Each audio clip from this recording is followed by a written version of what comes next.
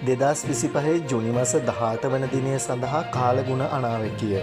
2025 ජූනි මාස 17 වන දින පස්වරු 2ට නිකුත් කරන ලදී. බස්නාහිර සහ සබරගමුව පළාත්වලත් නුවරඑළිය, මහනුවර, ගාල්ල සහ මාතර දිස්ත්‍රික්කවලත් විටින් විට වැසි ඇතිවේ. වයඹ පළාතේ වැසි වාර කිහිපයක් ඇතිවේ.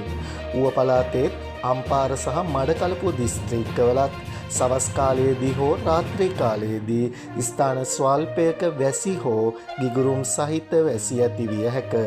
මධ්‍යම කඳුකරයේ බටහිර බෑවුම් ප්‍රදේශවලත් උතුරු මැද දකුණ සහ වයඹ පළාත්වලත් ත්‍රිකුණාමලය දිස්ත්‍රික්කයේත් විටින් විට හමන පැයට කිලෝමීටර් 30ත් පැයට කිලෝමීටර් 40ත් පමණ තරමක තද සුළං ඇතිවිය හැක.